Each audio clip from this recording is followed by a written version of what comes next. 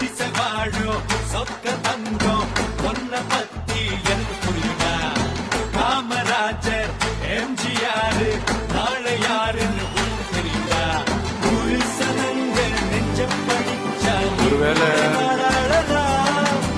தேர்வை படிச்சு வேலை முடிச்சா வெற்றிய நீ வாங்கலாம்.